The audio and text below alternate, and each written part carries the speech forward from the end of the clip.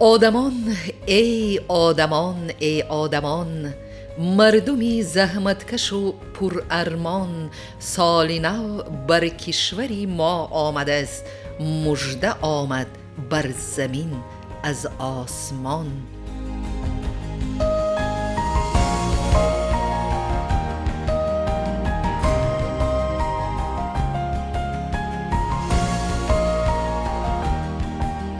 امروز شهر تا شناخته نشونده آرا داده شده است.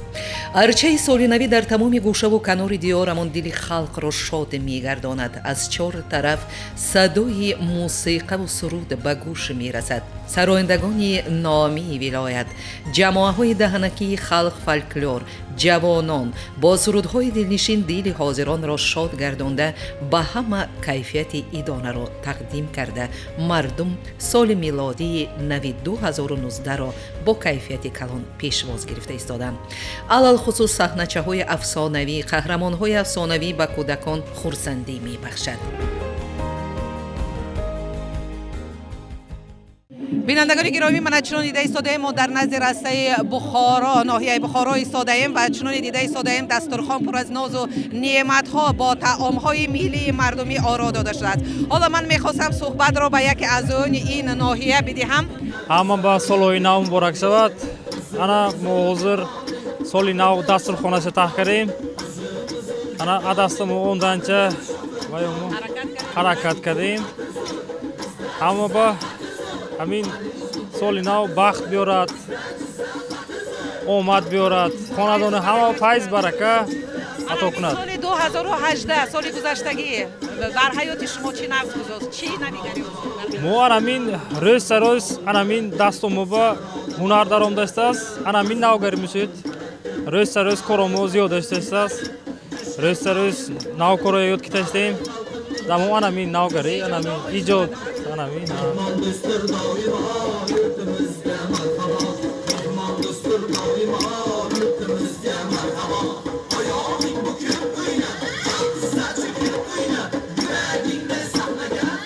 حال حاضر چنانی من دیده ایستاده اید ما در نزد رسته ناحیه آلات ایستاده ایم که در حقیقت از من چنان دیده ایستاده ایم یک گوسفندی که من همین خیلی چنین یک میگویند تنوری تیار کرده شده است. در اینجا من از سمبوسه ها یک چند خیلی نمود آن را دیده ایستاده ایم. نان های زیبا، نان های با لذت ناحیه آلات، من از علف، از گوشت، از کدو، همه آن سبزیجات های پالیزی که من چیز تیار کرده می شود در روی رسته ناحیه آلات البته ما این را مشاهده کرده ایستاده ایم و البته حاضر ما اعضای این ناحیه را به صحبت تکلیف میکنیم. در حقیقت من shunday ajoyib xalqimiz, yurtimiz bor. Mana shu yurtimiz kundan kunga yashnab obod bo'lyapti. Amir Temur bobomiz aytgan ekanlar, agarda bizlarning qudratimizga shubha bilan qarasang, bizlar bunyod qilgan imoratlarga boq deb. Haqqoniy Buxoro bukun qo'hna va boqiy Buxoro kundan kunga ochilib boryapti. Mana shu turizmni rivojlantirish maqsadida har yili bizga an'ana bo'lib qoldi. Mahalla mahoratli pazandalar ko'rik tanlovga bizlar aynan o'zbek o'zimizning Buxoro viloyatida Olot tumanida ayniqsa tayyorlanadigan milliy taomlarimizni bugun ko'rik tanlovga olib kelganmiz. Milliy shirinliklarimiz, milliy taomlarimiz azaldan bizlar ota bobolarimiz, bobo buvilarimiz, momolarimiz tayyorlagan mana shu yoshlarga bu milliy qadriyatlarni singdirish va kelajakda bu taomlarimizni yanada kelajak avlodga yetkazish maqsadida mana shu tayyorgarlik ko'rib keldik.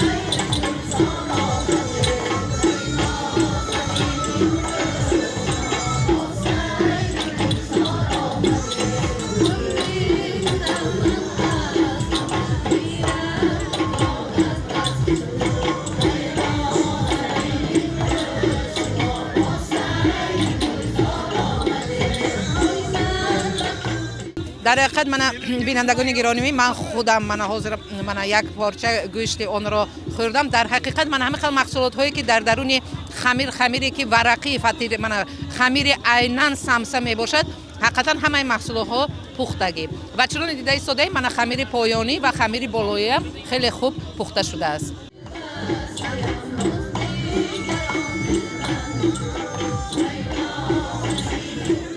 من بینندگان گرامی، ما حالا در نزد رسته ناحیه غژدوان، ناحیه‌ای که با نام خود مشهور می باشد حاضر هستیم و من البته رشته سخن رو می‌خواستم و از آن این ناحیه دیمیست. حقیقتا ما چنان دیدیم بسیار رسته از طعام‌های ملی خیلی بای بود، لیکن ما عیناً ما همین طعامی که با ماهی تیار کرده اید حاضر ما کمی درباره همین سخن می‌رونیم و اولا بار همون فکر ملاحظه‌های شما که امروز من همین خیلی یک بیرم کلان برای خلق بخارا تشکیل کردن.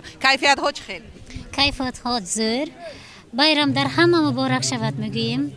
در آینده در اهل بخارا ما فقط رضای نغز میطلبیم. همین دولت ما همیشه آباد شود، مستقلی ما بردوام شود، همه انسان های خونش به توی تماشا شود. ابیس زیاد توام ها بود، در همین توام های درنش 8 خیل ششلیک های غژدوان بود. میدونید ششلیک های غژدوان در جمهوری مشهور هست. در همین از جمله 5 خیل نان هم بود. در درون این نانو کلچی غژدوان هم هست. کلچی غژدوان هم در جمهوری ازبکستان مشهور هست. این ماهی هم تومان ما با یک کل هست، نامش اوغتما. همون خطوم یک کلوم اوغتما کلش بالقش هستیم. عیناً در بین دو تاق تلپک فروشان و تاق زرگران ما نمایش شیرینی ها و خوراک های ملی را تماشا کردیم. از تمام گوشه و کنار ناحیه های ولایتمان مهمانان با محصولات های تیار کرده خود تشریف آوردند.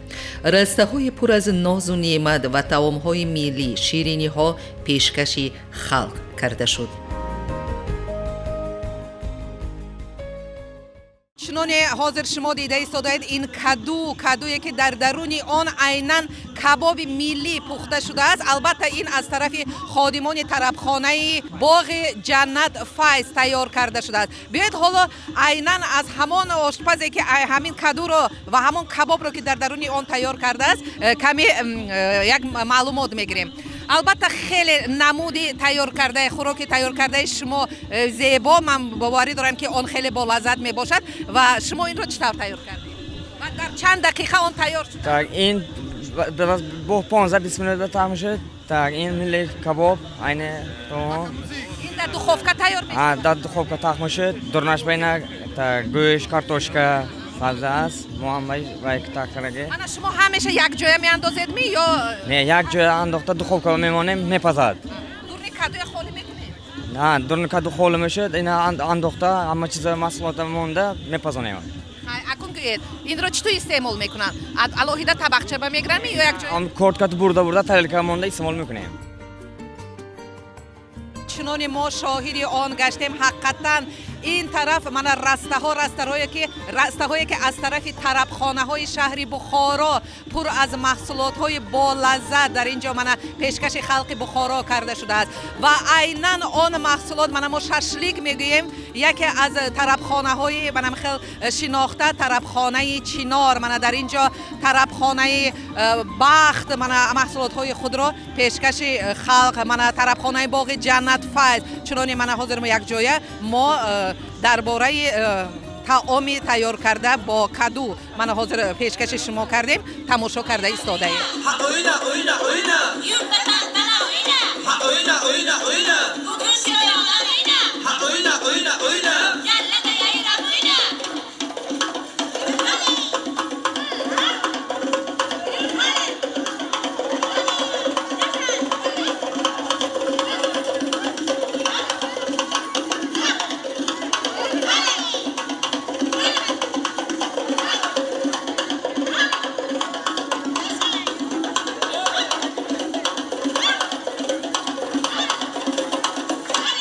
دوستان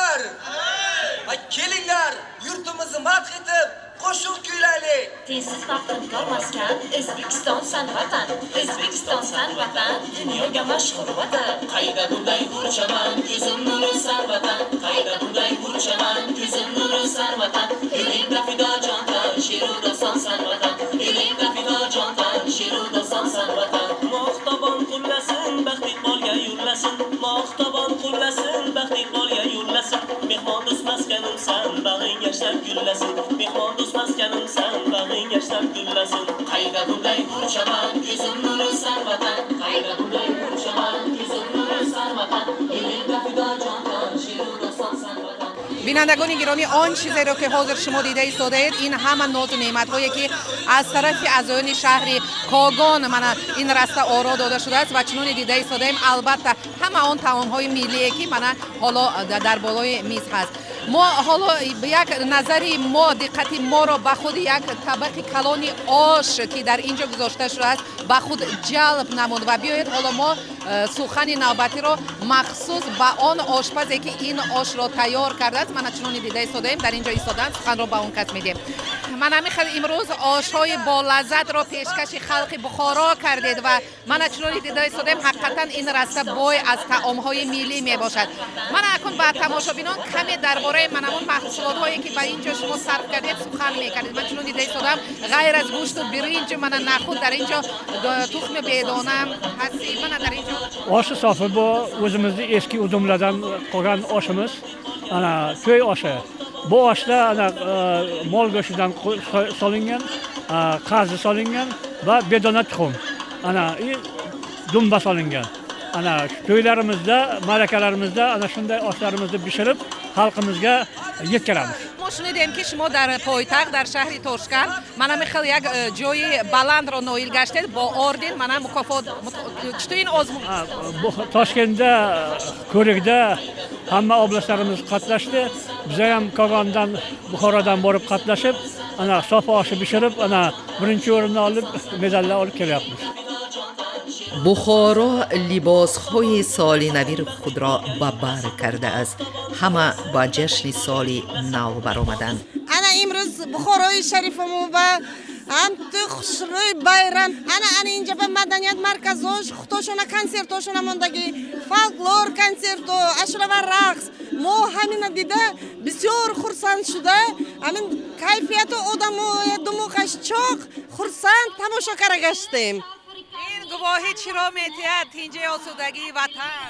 این همین مستقلیک ما دولت ما پرزیدنت ما یا همین آدم با هم خورلیک همین برآورداشتگی حکومت قراراش هم تو ناز آدم برای هم دماغ چقدر شوق گشتیم خرسند شده. شنیدن من خیلی قرارا چقدر خرسندی در دل می‌بیادن؟ برچه همه خرسند همین همه آیلیش کتی انا دوگونو هاش کتی همه خرسند شده گشت از موهایم خرسند همین قرارایه انا من ازبکستان و همین جاری شده انا آسمان و تینج مصفا خرسند گشتیم تماشا کردن. من هم همین گپ وقت شدن هم من همین بخارا اخلیشه bayram کتی مبارکباد میکنم همه با سوق سلامتی تلک میکنم همه خاندانش با تینج شود انم تو bayram مول شود همه خرسند گردیم.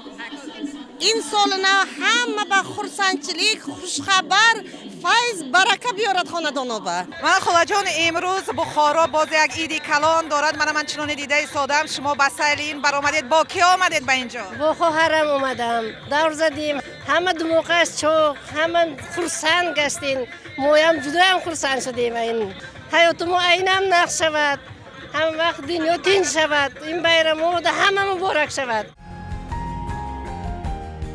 ای مبارک یار و دوستان سال نو بر همه بختی سفید اقبال نو گل کند این کشوری زیبای ما خیر مقدم سال نو ای سال نو.